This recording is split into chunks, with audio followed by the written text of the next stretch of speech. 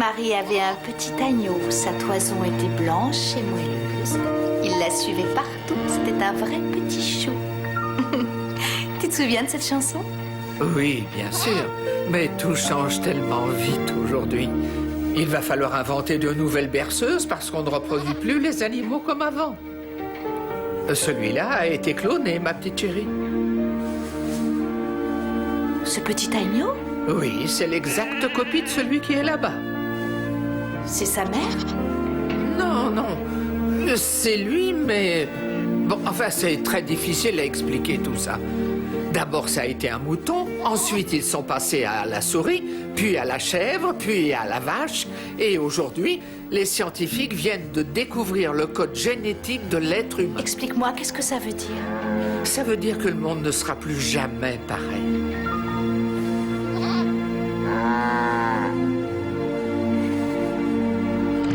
Sarah, vous êtes ici depuis 6 mois.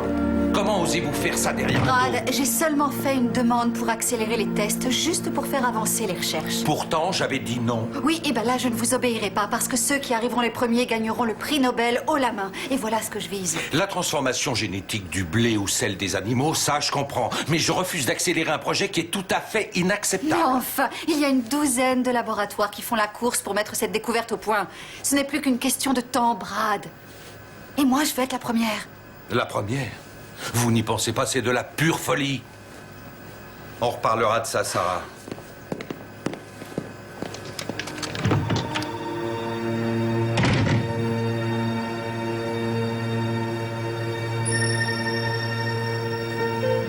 La docteure Conover est une brillante scientifique, un leader dans le domaine de la génétique.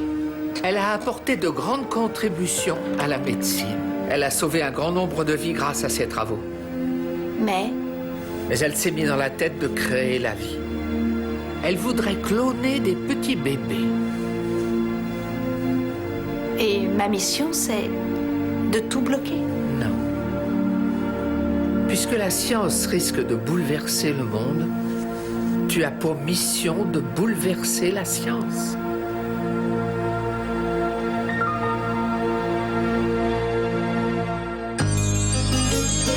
When you walk down the road, heavy burden, heavy load, I will rise and I will walk with you. I'll walk with you till the sun don't even shine. Walk with you every time I tell you I'll walk with you. Believe me, I'll walk with you. Le clonage de l'être humain a provoqué de nombreux débats, ainsi que la course au sein de la communauté des scientifiques pour arriver les premiers à transformer la science-fiction en réalité. Ici, au laboratoire Genetech de Bethesda, le docteur Sarah Conover espère bien être la première à réaliser cette percée technologique. Docteur Conover, quand verrons-nous le premier clone humain? Je n'aime pas faire de promesses, mais j'espère pour les fêtes de Noël. Cette date a une signification religieuse. Non. À votre avis, quel est l'obstacle majeur?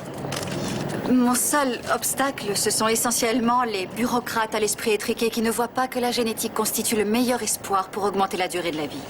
Mais il s'agit du clonage de l'être humain. Je pense que les couples stériles ont le droit d'avoir des enfants. Au fond, vous vous prenez pour Dieu. Docteur, s'il vous plaît. Je ne me prends pas pour Dieu. J'améliore son œuvre. Excusez-moi. Encore une question, docteur Conover, s'il vous plaît. Vous améliorez l'œuvre de Dieu. Et comment vous dormez la nuit? En t-shirt, avec mon épagnole et la conscience tranquille. Écoutez, Sarah, quand on ouvre la boîte de Pandore, on ne peut plus la refermer. Votre projet s'apparente à l'eugénisme des nazis. Vous allez cannibaliser des clones pour obtenir des organes vivants? Brad, votre femme est morte d'un cancer de la vessie. Laissez-la en dehors de ça.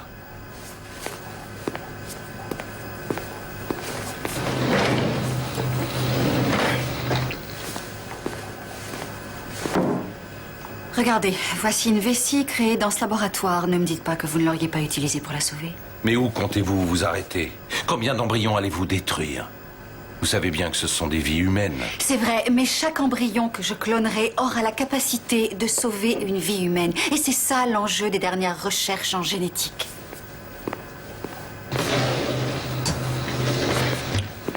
Écoutez, la commission de contrôle ne se réunit pas avant la semaine prochaine. Je suis confiante. Je pense que je vais obtenir le feu vert. Sûrement pas si je m'y oppose. En attendant, si une inspection gouvernementale découvrait que vous avez précipité les choses, il pourrait fermer le labo. Donc je veux qu'un expert en bioéthique vous assiste à tout moment. J'en ai pas besoin. Elle vous attend dans mon bureau.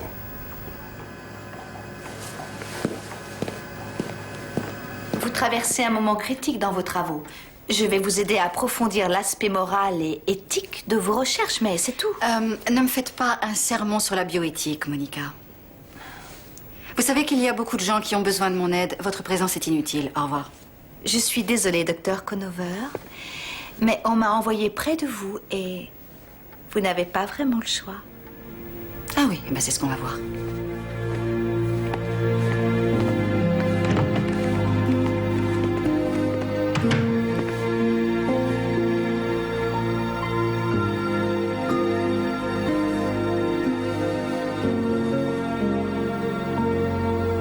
Ça s'appelle l'ADN.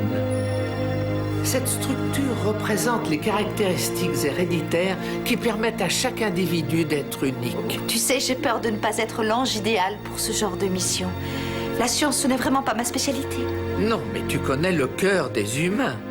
As-tu déjà entendu l'expression « pas besoin d'être Einstein pour comprendre » Eh bien, on va avoir besoin de lui. Le professeur Einstein était doté d'un des plus grands esprits que Dieu ait jamais créé. Mais surtout, n'oublie pas qu'il avait aussi énormément de cœur.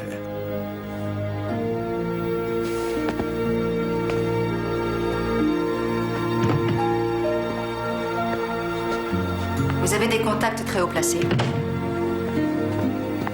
Donc, vous allez être sur mon dos.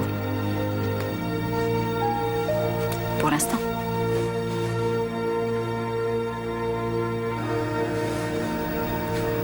D'abord, on recueille l'œuf avec une pipette. Et puis, on extrait la cellule de la personne qu'on veut cloner. Et on introduit le nucléoplasme, le nouvel ADN, dans l'œuf. Sarah, vous n'avez pas le droit de faire ça sans autorisation. Détendez-vous. Ce n'est qu'un test préliminaire. Dès que le noyau sera dans l'œuf, je mettrai le tout dans un incubateur. Et nous aurons un embryon. La plupart des gens sont surpris de voir à quel point c'est facile. Choqué serait un terme plus approprié. La dernière étape, c'est d'introduire l'embryon dans un utérus qui est sain. Mais dans quel utérus? Et qui vais-je cloner? J'ai interrogé beaucoup de femmes et je vais recevoir les dernières candidates. C'est une importante décision. Et puis, soyons réalistes. C'est un acte historique. Vous voulez créer un être humain? Oui, c'est ça. C'est mon objectif et j'ai tout sacrifié pour ce projet. Quand on est au service de la vie, le sacrifice devient une bénédiction. Vous avez lu ça dans vos bouquins sur la bioéthique? C'est Albert Einstein qui l'a dit. Je vous en prie, ne me faites pas la leçon et ne citez pas Einstein pour m'enfoncer. Il a observé l'univers. Il a vu plus loin qu'un télescope et plus près qu'un microscope. Il a tout saisi. Ah oui. Vous avez fait votre premier doctorat sur Einstein, c'est ça? Vous savez tout sur moi? Et vous avez analysé des échantillons de tissu de son cerveau pour découvrir la clé de son génie.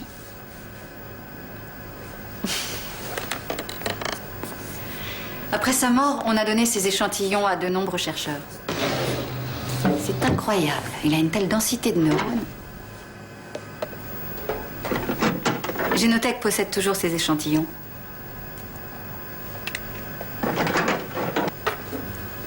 J'aurais tout donné pour le rencontrer. Ça doit être merveilleux de parler à cœur ouvert avec un aussi grand génie. Un de mes très bons amis l'a vu. Ah bon, c'est vrai? Il a d'ailleurs été le dernier à converser avec lui. Le professeur s'était évanoui chez lui à Princeton. Et on l'avait envoyé à l'hôpital afin de le soigner.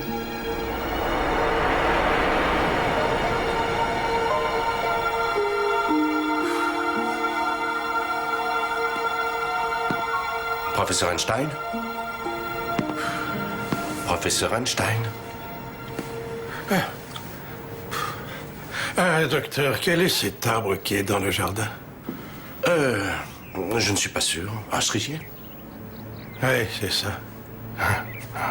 Il est magnifique, il ressemble à une ballerine. Professeur Einstein, il faut qu'on discute tous les deux. Oui, alors. Allez-y, vous avez sans doute une mauvaise nouvelle. J'écoute. Vous avez un anévrisme dans l'aorte abdominale. Il faut vous opérer. Sinon, vous allez mourir. Docteur, je suis vieux maintenant. J'ai tellement l'impression d'être en harmonie avec la création que c'est le cadet de mes soucis de savoir où l'individu commence et où il aboutit. Professeur, on sait que vous êtes un génie, mais vous n'avez pas le droit de fumer la pipe dans votre état. J'ai besoin de ma pipe, ça m'aide beaucoup à cogiter. Comment croyez-vous que j'ai découvert la théorie de la relativité? Eh bien, cogitez autant que vous voulez, mais je vous préviens que je n'ai plus aucune patience. Si vous continuez, je vais me mettre en colère. Donnez-moi ça.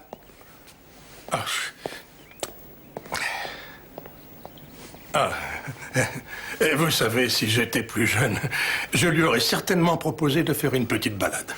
Professeur Einstein, si on parlait de l'opération. Oui, je vais y réfléchir. Voulez-vous me passer mon violon, je vous prie, avant de vous en aller?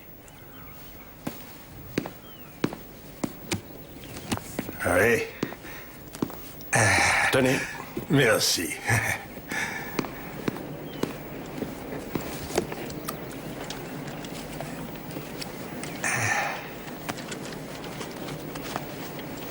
Bonjour, professeur.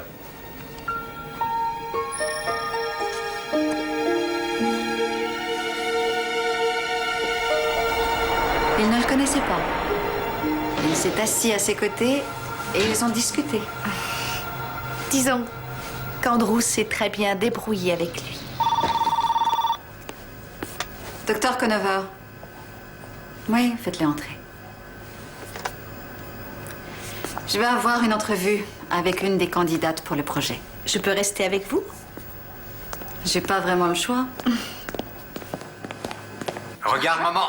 Regarde cet adorable petit minois. Regarde la caméra. Dis au revoir à l'arbre de Noël. Excusez-moi, j'ai du mal à regarder ça trop longtemps sans...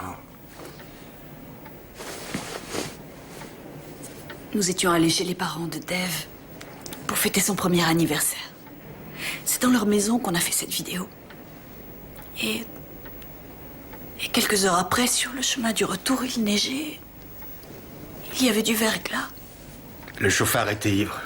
Nous, on s'en est sortis avec des bleus, mais Noël... Noël ne s'en est pas sorti. Je suis désolée. Je ne pouvais plus avoir d'enfant de façon naturelle. Nous avons déjà essayé in vitro. Et puis, nous avons encore une boucle de cheveux de Noël. Alors on s'est renseigné sur les progrès de la génétique et sur vos travaux. On sait qu'on ne pourra pas remplacer notre fille. Mais on aurait un bébé physiquement identique. N'est-ce pas, chérie? Est-ce mal de vouloir revoir le visage de notre fille? Je ne crois pas, non.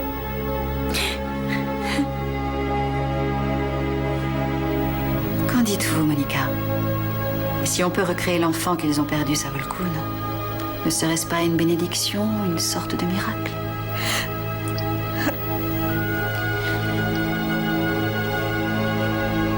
Je ne sais pas. Très honnêtement, je l'ignore.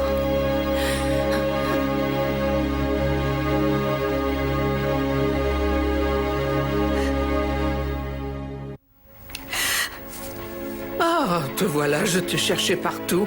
Qu'est-ce qui se passe? C'est cette mission. Je ne sais plus où j'en suis.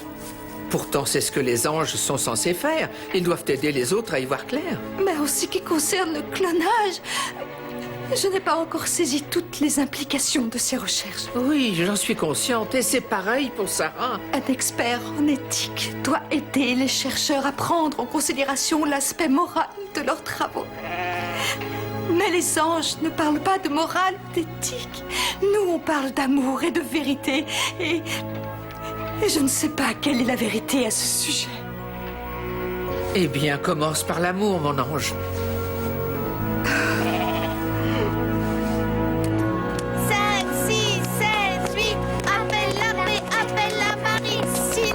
Bonjour Sarah. Un bébé, Je peux m'asseoir? enveloppe-le dans du papier et mets-le dans l'ascenseur. En général, je déjeune toute seule.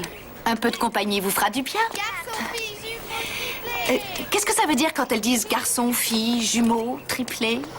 Eh bien, le mot sur lequel elles trébuchent indique le nombre d'enfants qu'elles auront plus tard. Ah! Garçon, fille, jumeau, triplé. Garçon. Celle-ci va avoir des triplés, quelle chance. Je crois savoir que vous n'avez jamais eu d'enfant. Vous savez ce qu'on dit? Qu'un enfant est un cadeau de Dieu. Oui, c'est vrai. Oui, mais avec moi, Dieu n'a pas été très généreux. J'ai découvert très jeune que j'étais stérile. Et maintenant, vous consacrez votre temps à aider les autres à avoir des enfants. Oui, mais il y a 10 ans, on a découvert de nouvelles technologies qui ont réglé mon problème. C'était dur de regarder la vidéo avec ces gens. J'ai toujours rêvé de passer Noël avec mon bébé. Mais la recherche, c'est vraiment une occupation à plein temps et il n'y a pas de place pour le mariage ou pour des rêves stupides. Comment une fan d'Albert Einstein peut dire une bêtise pareille? Einstein était un savant, pas un rêveur. Ah, je ne suis pas d'accord. Einstein, quand il était petit, avait un rêve auquel il s'est accroché tout au long de sa vie. C'est un honneur d'être auprès de vous.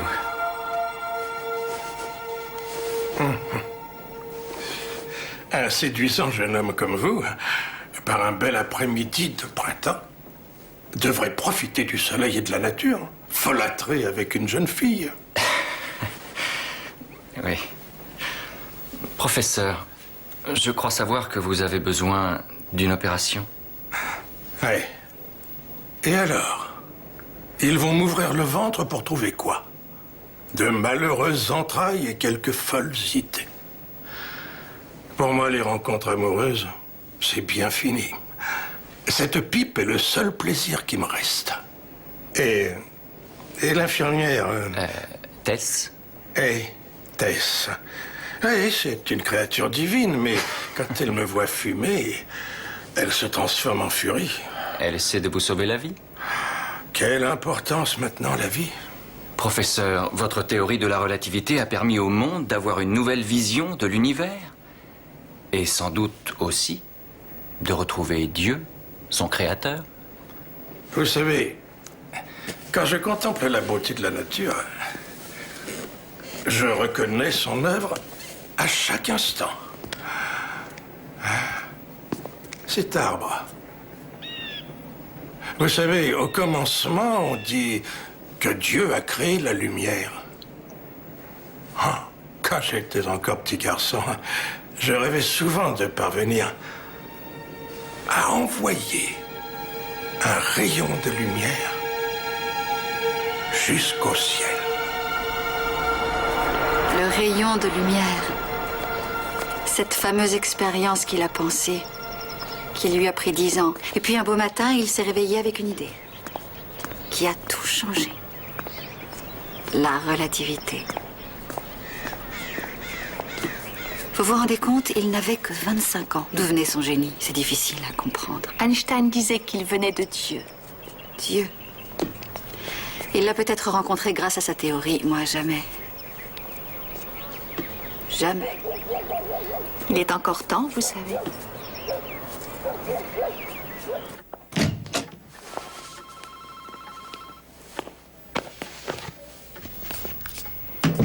Voici Joseph de Falco.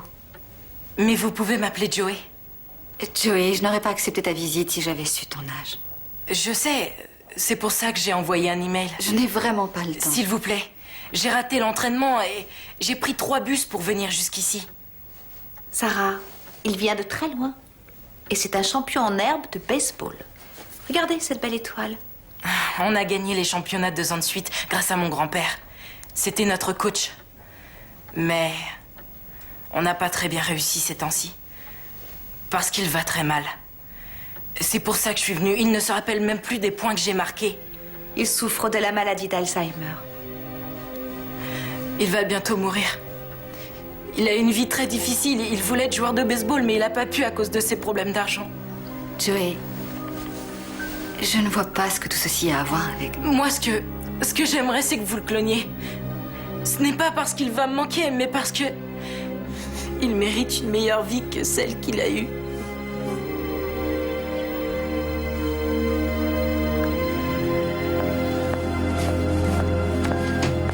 Il va retourner chez lui avec sa maman. Merci, Monica. Il y a des gens qui ont tant de peine. C'est leur dernier espoir. Espoir ou illusion? Joey ne va pas récupérer son grand-père. Et les parents ne retrouveront jamais la petite fille qu'ils ont perdue.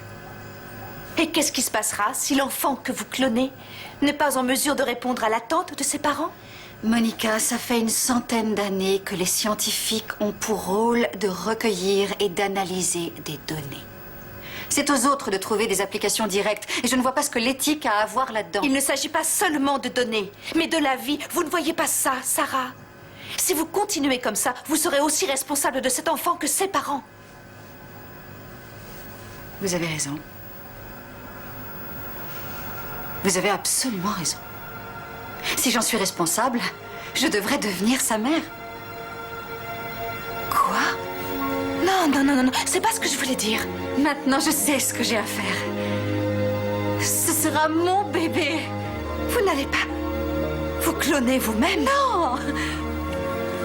Oh, je me demande pourquoi je n'y ai pas pensé avant.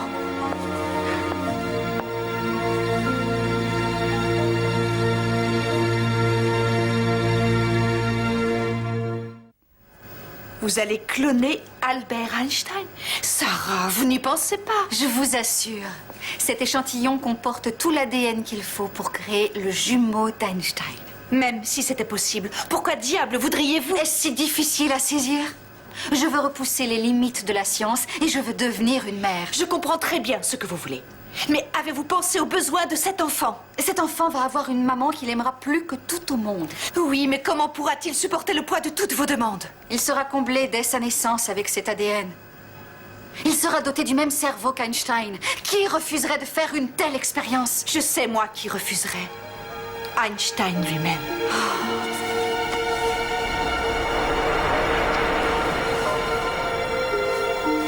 Peut-être que Dieu nous destine au métier de jardinier. Après tout, il nous a donné le paradis terrestre. Combien de fois l'homme, poussé par d'étranges impulsions, a détruit ses belles créations? Professeur, le médecin va bientôt demander votre réponse. Et vous savez bien que si vous refusez cette opération, vous n'allez pas vivre très longtemps. Andrew, c'est le printemps. Il y a un temps pour chaque chose. Il y a le moment de la naissance et celui de la mort. Ça va aller? Oui, ça fait un peu mal parfois. Que pourrais-je faire pour vous, professeur? Je voudrais faire une dernière promenade dans la nature. Ce cerisier, il est si... Il y a un mot allemand qui décrit bien ce qui nous remplit de bonheur, c'est Wunderbar. Vous voulez dire qu'il a choisi de mourir? Oui. Il a dit au médecin qu'il ne voulait pas qu'on prolonge sa vie artificiellement. Alors pourquoi aurait-il voulu se faire cloner? Ce n'est pas la même chose. Il y a une différence entre un monsieur qui est trop fatigué pour continuer et mon fils qui aura toute la vie devant lui. Merci pour votre aide, Monica. Grâce à vous, j'ai pesé le pour et le contre et j'ai pris ma décision. Sarah, s'il vous plaît. Elle a peut-être pesé le pour et le contre, mais elle n'a pas vu juste. Quoi qu'il en soit, elle ne peut rien faire avant la réunion de la commission dans 8 jours. J'ai encore du temps devant moi. Je n'en suis pas si sûr, mon ange. Selon Einstein, le temps est relatif. Garçon-fille, jumeau triplé, garçon-fille. Monica, qu'est-ce que vous faites ici? Je me demandais si vous alliez venir aujourd'hui. Oh, j'avais des courses à faire. J'aimerais bien qu'on discute. Oh, Monica, vous ne me ferez pas changer d'avis. Et puis, il faut que je retourne au labo. Vous ne voulez pas entendre la fin de l'histoire d'Einstein? Venez, je vous raccompagne. C'est une belle journée. Oui, magnifique. À ce propos, c'est lors d'une journée comme celle-ci qu'Einstein a fait sa dernière promenade dans un jardin.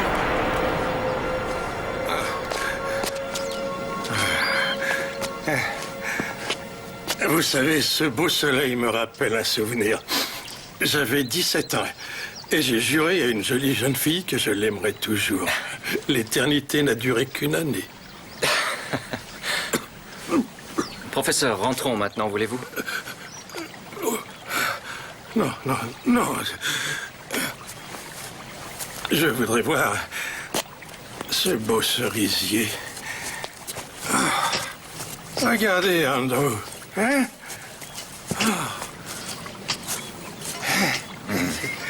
Ah oui. Oui, j'en ai vu beaucoup comme celui-ci quand j'ai visité Tokyo. C'était... En quelle année? En 1922, oui. L'année où j'ai obtenu le prix Nobel. Oui. Excusez-moi, monsieur. Savez-vous si ce cerisier est d'origine japonaise?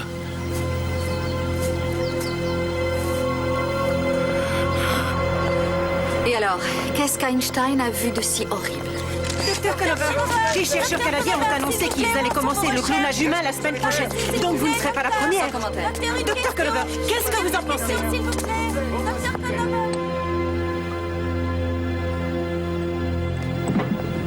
Sarah, qu'est-ce que vous faites? Qu'est-ce que c'est? Une cellule de cerveau d'Einstein. Non, Sarah, peu importe qui le fera en premier. Je ne suis pas d'accord. Les conséquences sont très importantes. Je vous en prie. Attendez, écoutez-moi. Sarah, vous connaissez les membres de la délégation gouvernementale? Qu'est-ce qui se passe? Qu'est-ce que vous faites? Einstein? Mais c'est de la folie.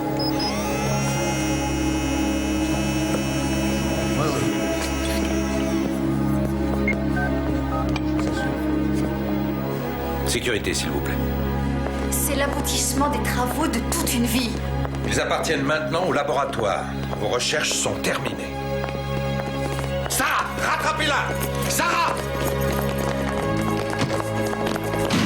Ouvrez la porte! Ne faites pas ça! Sarah, s'il vous plaît! Ouvrez la porte, Sarah! C'est de la folie! Sarah! Je vous en supplie.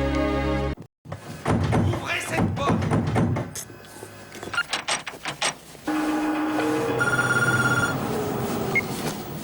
Sarah?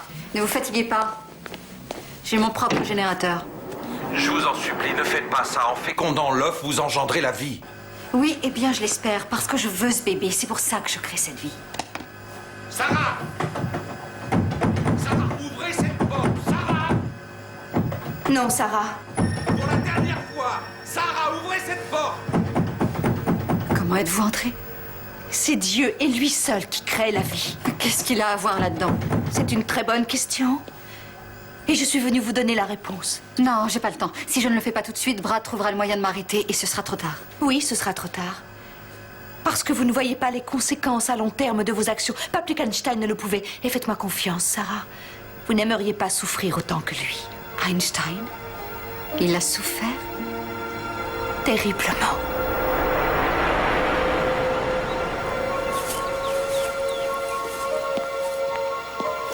Je suis Monsieur Aramaki. Vous voulez savoir pour Cerisier? Oui. Il vient du Japon. J'ai été reçu dans votre magnifique capitale il y a bien longtemps. Dommage. Vous pas vu ma ville. Avant-guerre. Hiroshima, très beau. Hiroshima. Ce qui s'est produit là-bas est impardonnable. Mais mieux vaut parler. Je travaille dans le jardin du temple Fudoin. Magnifique journée d'août. Enfants admirent petit chevreuil, soudain, picadone. Une lumière aveuglante. Oui. Beaucoup couleurs, grand arc-en-ciel menaçant, pluie noire partout. Ma peau a pris feu. Au réveil, Hiroshima. Fini. Beaucoup sable jaune. Et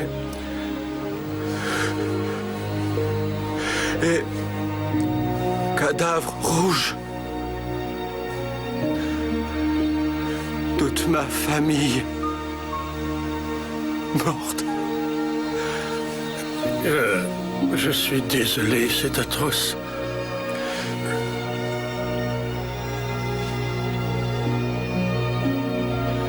Longtemps j'ai pleuré, longtemps. Moi, honte de vivre. Mais j'étais jardinier pendant toute la vie pour Japonais. Fleurs de cerisier sont sacrées. Oui.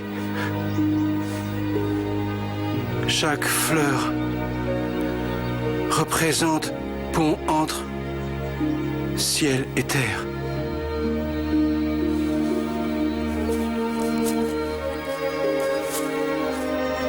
Alors, maintenant, moi, vivre pour mémoire de ma femme,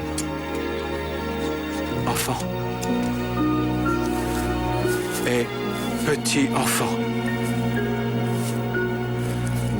Pour vous.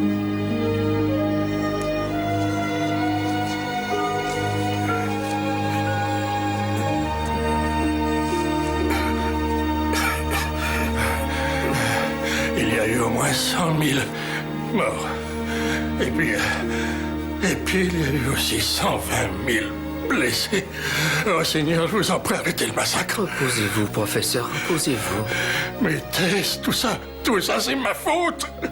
Oui.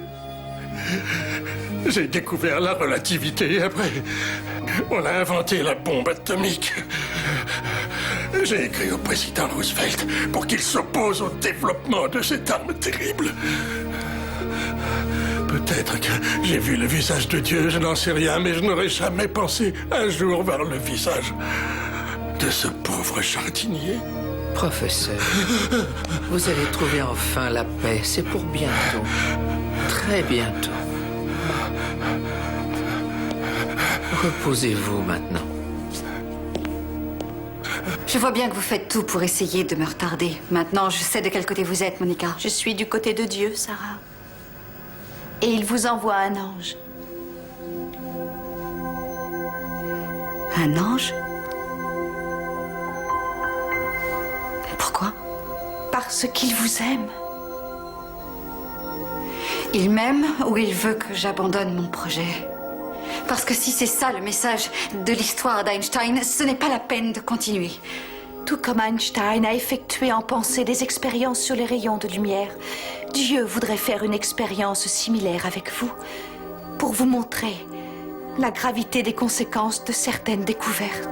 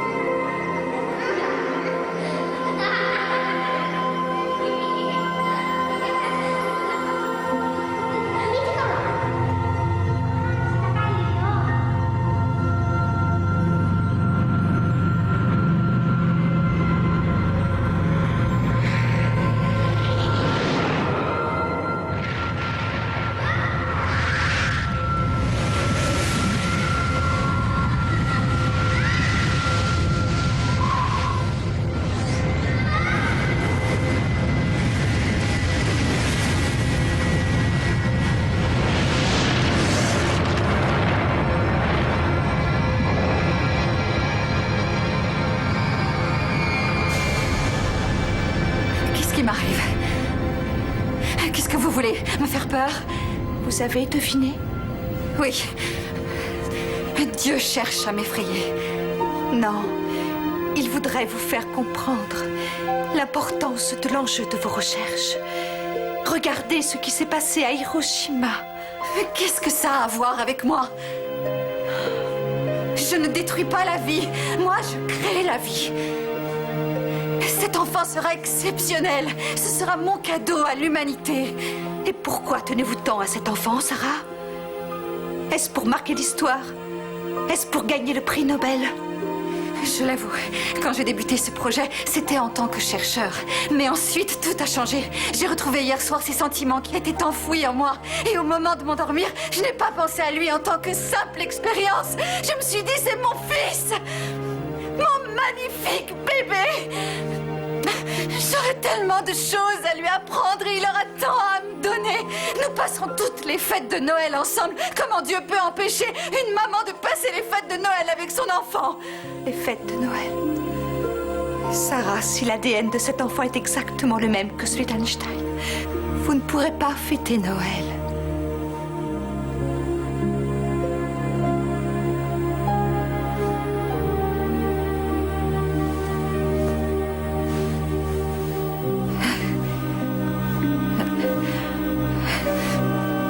C'est vrai. Je ne peux pas penser à tout. Einstein lui-même n'y est pas arrivé.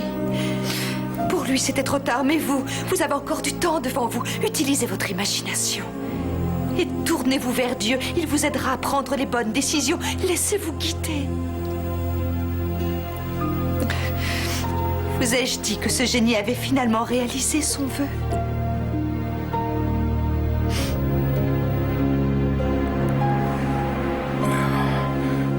Allô? Allô? Je vais mourir. Oui. C'est pour ça que je suis là.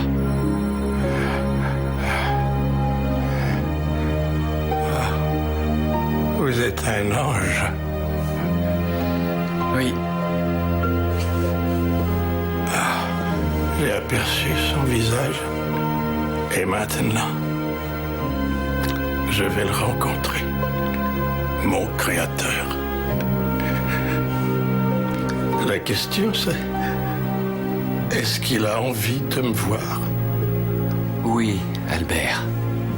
Oui, sans aucun doute. Et vous aurez sûrement beaucoup de choses à vous dire tous les deux. Alors, je suis prêt.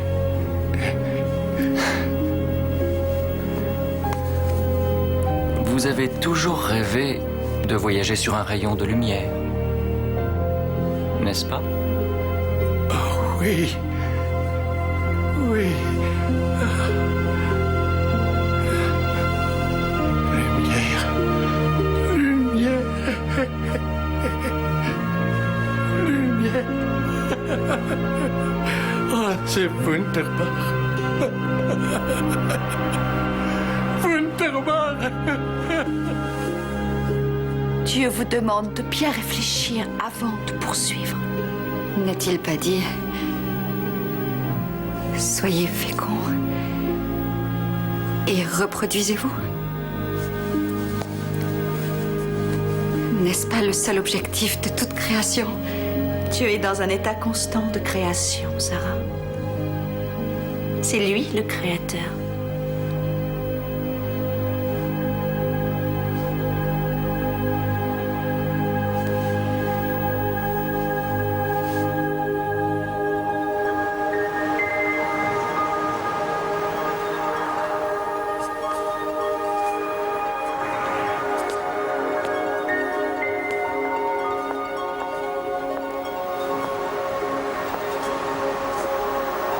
Regardez, c'est magique. Il va nous émerveiller. Oh, des fleurs de cerisier qui tombent. Quel sens le jardinier leur a-t-il donné? Celui d'un pont entre le ciel et la terre. Oui, tout comme les anges.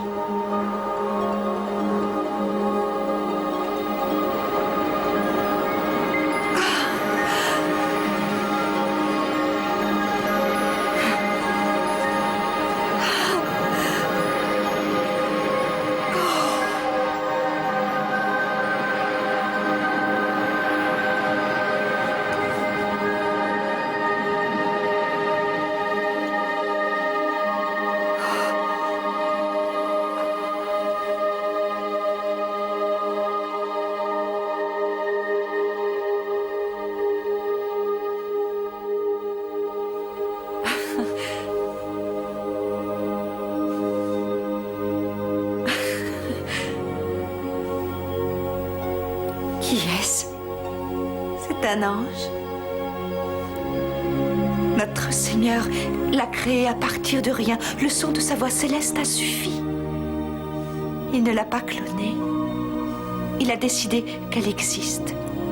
C'est la différence entre une vie humaine fabriquée par la science et ce miracle que Dieu fait avec tant d'amour.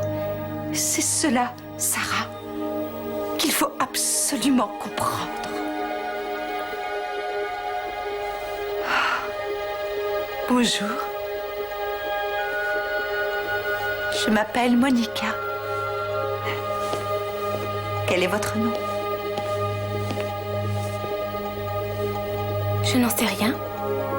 Oh, eh bien, venez avec moi, nous allons le découvrir. N'oubliez pas, Sarah, que Dieu vous a créé et qu'il vous aime. Il est conscient de votre douleur et il veut que vous sachiez qu'un jour, quand il le décidera, vous serez une merveilleuse maman.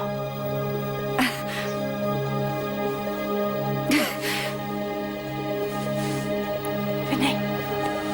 Venez avec moi, suivez-moi.